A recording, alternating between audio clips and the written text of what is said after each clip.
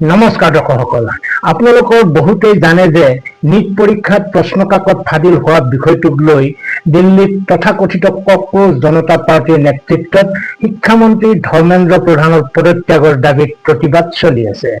প্ৰশ্ন কাকত ফাদিল হোৱা বিষয়টো শিক্ষামন্ত্ৰীয়ে পদত্যাগ কৰিলেই শেষ হোৱা বিষয় নেকি? এনে ঘটনা দেশত এয়াই প্ৰথম নে? বিজেপি শাসনলৈ অহাৰ আগতে প্ৰশ্ন কাকত ফাদিল হোৱা এনেধৰণৰ ঘটনা ঘটা নাছিল নে? উন্নত দেশবিলাকত প্ৰশ্ন কাকত ফাদিল হয় নে নহয়? আজি সেই বিষয়ে আলোচনা কৰিম। কিন্তু তাৰ আগতে আপোনালোকক জনাও যে যোৱাকালি অৰ্থাৎ 12 জুলাইৰ দিনা দিল্লীৰ সেই প্ৰতিবাদত যোগ দিছেগৈ অসম জাতীয় পৰিষদৰ নেতা লুৰিণজ্যোতি গগৈয়ে। প্ৰতিবাদস্থলীত সাংবাদিকৰ আগত তেওঁ কি কৈছিল অকণমান শুনি লওঁ আহক।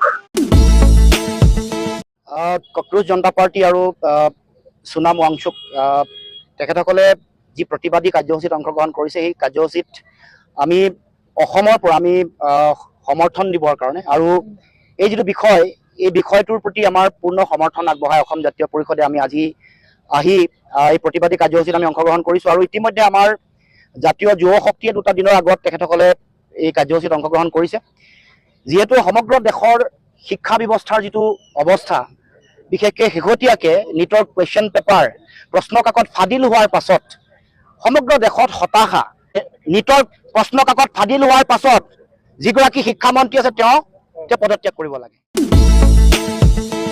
দৰ্শকসকল, লুৰিণজ্যোতি গগৈৰ বক্তব্য শুনিলে তেওঁৰ কথাৰ সৈতে আপোনালোক একমত হয় নে নহয় সেয়া কমেণ্ট বক্সত নিশ্চয় লিখিব। মই ভাবোঁ নিৰ্বাচনত শোচনীয়ভাৱে পৰাজয় বৰণ কৰাৰ পিছত অসমত এইকেইদিন তেওঁৰ একো কামো নাই, গতিকে সুযোগটো গ্ৰহণ কৰিছেগৈ। যি নহওক, এতিয়া আহোঁ মূল কথালৈ। ভাৰতৰ শিক্ষা আৰু পৰীক্ষা ব্যৱস্থাত প্ৰশ্ন কাকত ফাদিল অৰ্থাৎ পেপাৰ লিক বৰ্তমান এক ডাঙৰ ব্যাধি হৈ পৰিছে। প্ৰতিবাৰেই কোনো গুৰুত্বপূৰ্ণ পৰীক্ষাৰ প্ৰশ্ন ফাদিল হলেই ৰাজনৈতিক দল, ছাত্ৰ সংগঠন আৰু সমাজত প্ৰতিবাদৰ জোৱাৰ উঠে। শিক্ষামন্ত্ৰীৰ পদত্যাগ দাবী কৰা হয়, ৰাজপথ উত্তাল কৰা হয়, কিন্তু প্ৰশ্ন হয় কেৱল এজন মন্ত্ৰীৰ পদত্যাগ বা চৰকাৰ সলনি হলেই ভাৰতৰ পৰা প্ৰশ্ন কাকত ফাদিলৰ ঘটনা চিৰদিনৰ বাবে বন্ধ হৈ যাবনে? বেমাৰৰ প্ৰকৃত কাৰণ নজনাকৈ কৰা এনে চিকিৎসাই কেৱল ৰাজনৈতিক উদ্দেশ্যহে পূৰণ কৰে, সমস্যাৰ স্থায়ী সমাধান কেতিয়াও নোলায়। প্ৰশ্ন কাকত ফাদিলৰ ঘটনা কেৱল বৰ্তমানৰ বিজেপি চৰকাৰৰ দিনতে হৈছে বুলি ভবাটো ভুল হ'ব। ইয়াৰ ইতিহাস বহু পুৰণি। 2014 চনৰ পূৰ্বে কংগ্ৰেছ বা অন্যান্য দলৰ শাসন কালতো 1997 চনৰ IIT JEE, 2004 চনৰ CBSE PMT, 2011 চনৰ AIEEE আৰু 2013 চনৰ মধ্যপ্ৰদেশৰ বিখ্যাত ব্যাপম কেলেংকাৰীৰ দৰে ঘটনা সংঘটিত হৈছিল। বৰ্তমানৰ ডিজিটেল যুগত ইণ্টাৰনেট আৰু হোৱাটছএপৰ বাবে এই ঘটনাবোৰ অতি কম সময়তে লাখ লাখ মানুহৰ মাজলৈ বিয়পি পৰে বাবে ই বেছিকৈ চৰ্চা লাভ কৰে। কেৱল ভাৰততে নহয়, আমেৰিকা, UK, জাপান বা চীনৰ দৰে উন্নত আৰু বিকশিত দেশবোৰতো এনে প্ৰবঞ্চনাৰ ঘটনা ঘটি আহিছে। শেহতীয়াকৈ 2026 চনতো যুক্তৰাজ্যৰ কেম্ব্ৰিজ A-লেভেল পৰীক্ষা আৰু জাপানৰ ইউনিভাৰ্চিটি কমন টেষ্টৰ দৰে গুৰুত্বপূৰ্ণ পৰীক্ষাত হাইটেক প্ৰযুক্তি ব্যৱহাৰ কৰি প্ৰশ্ন ফাদিল কৰাৰ ঘটনা পোহৰলৈ আহিছে। গতিকে ই কোনো এটা নিৰ্দিষ্ট ৰাজনৈতিক দলৰ অসমৰ্থতা নহয়, ই এক গোলকীয় প্ৰত্যাহ্বান। ঘৰৰ কিবা বস্তু চুৰি হলে আমি কেৱল গৃহস্থক তলাটো কিয় মৰা নাছিলি বুলি সামান্য সমালোচনা কৰিলেও আচল দোষী চোৰটোকহে বিচাৰো, কিন্তু পৰীক্ষাৰ ক্ষেত্ৰত ৰাজনীতিৰ বাবে কথাটো ওলোটা হয়। ইয়াত কেৱল ব্যৱস্থাটোক দোষ দি আচল অপৰাধী চক্ৰটোক সাৰি যাবলৈ সুযোগ দিয়া হয়। উদাহৰণস্বৰূপে লুৰিণজ্যোতিৰ বক্তব্যত এবাৰৰ বাবে হলেও আমি প্ৰশ্ন কাকত ফাদিল কৰাসকলক তেওঁক গৰিহণা দিয়া নেদেখিলো। প্ৰশ্ন কাকত ফাদিল কৰা একো ডাঙৰ সংগঠিত চোৰাং চক্ৰ আমাৰ সমাজতে গঢ়ি উঠিছে। কিন্তু মন কৰিবলগীয়া কথা যে গ্ৰাহক অবিহনে কোনো বজাৰ চলিব নোৱাৰে।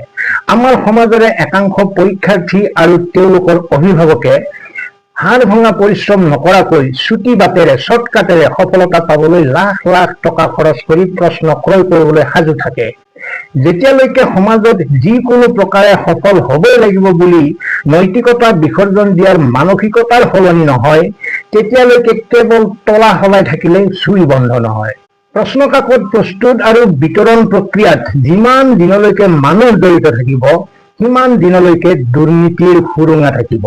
গতিকে ইয়াৰ একমাত্ৰ আধুনিক আৰু বৈজ্ঞানিক সমাধান হৈছে প্ৰশ্ন নিৰ্বাচন প্ৰক্ৰিয়াৰ পৰা মানুহক সম্পূৰ্ণ আঁতৰাই ৰাখি AI চালিত স্বয়ংক্ৰিয় প্ৰশ্ন প্ৰস্তুতকৰণ ব্যৱস্থা গ্ৰহণ কৰা। কেনেকৈ কাম কৰিব ই? AIক নিৰ্দিষ্ট পৰীক্ষাটোৰ পাঠ্যক্ৰম, পুৰণি প্ৰশ্ন কাকত আৰু কঠিনতাৰ স্তৰৰ বিষয়ে সুপৰিকল্পিতভাৱে প্ৰশিক্ষণ দিব লাগিব।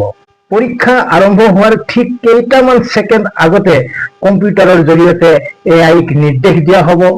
AI লগে লগে 1 ছেকেণ্ডৰ ভিতৰত এখন 100% নিখুঁত আৰু নতুন প্ৰশ্ন কাকত তৈয়াৰ কৰি পৰীক্ষা হলৰ আসনত থকা ডিজিটেল ডিভাইচ বা টেবলেটলৈ স্বয়ংক্ৰিয়ভাৱে পঠিয়াই দিব। ইয়াৰ দ্বাৰা লাভ কি হ'ব? যিখন প্ৰশ্ন কাকত পৰীক্ষাৰ ঠিক 1 ছেকেণ্ড আগলৈকে ক'তো অস্তিত্বই নাছিল, তাক কোনেও আগতীয়াকৈ ক্ৰয় বা ফাদিল কৰিব নোৱাৰে। আনকি পৰীক্ষক বা শিক্ষামন্ত্ৰীয়েও নাজানিব কি প্ৰশ্ন আহিব। ইয়াৰ দ্বাৰা এডুকেশ্যন মাফিয়াৰ চক্ৰটো চিৰদিনৰ বাবে ধ্বংস হৈ পৰিব। ভাৰতৰ দৰে দেশত বিদ্যুৎ বা নেটৱৰ্কৰ সমস্যা থাকিব পাৰে, কিন্তু প্ৰতিটো কেন্দ্ৰতে শক্তিশালী বিদ্যুৎ জেনেৰেটৰ আৰু ইণ্টাৰনেট হেক হোৱাৰ ভয় নথকা চৰকাৰৰ নিজস্ব সুৰক্ষিত নেটৱৰ্ক আৰু ৱাই-ফাই ব্যৱস্থা কৰি এই প্ৰত্যাহ্বান নেওচিব পৰা যাব। নতুন প্ৰযুক্তি আঁকোৱালি লওঁতে প্ৰাথমিকভাৱে সমাজত অলপ সজাগতাৰ প্ৰয়োজন হ'ব।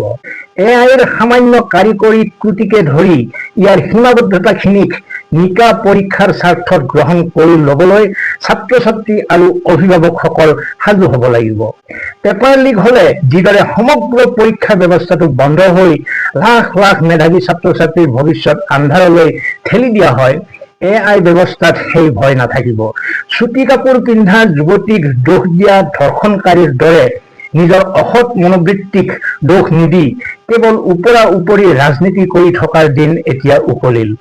দেশৰ যুৱ প্ৰজন্মৰ ভৱিষ্যত সুৰক্ষিত কৰিবলৈ হ'লে এতিয়া আমাক পৰম্পৰাগত ৰাজনৈতিক কণ্ডেমনেশ্যনৰ সলনি এনে বৈজ্ঞানিক আৰু ডিজিটেল বিপ্লৱৰহে প্ৰয়োজন। অন্যৰ কথা ক'বলৈ নাযাওঁ, এজন অসমীয়া হিচাপে লুৰিণজ্যোতি গগৈৰ কথা নিশ্চয় কম। কেৱল ৰাজনীতি নহয়, ৰাজনীতিৰ ঊৰ্ধ্বলৈ গৈও কিছু কৰিবলগীয়া থাকে। বিৰোধৰ নামত বিৰোধ কৰাতকৈ অন্ততঃ যোগাত্মক চিন্তাৰে আগবাঢ়িলে ভাল পাম। বাকী আপোনালোকৰ অভিমত নিশ্চয় কমেণ্ট বক্সত লিখিব। আজিলৈ এৰিছোঁ, ভালে থাকক, কুশলে থাকক, ধন্যবাদ।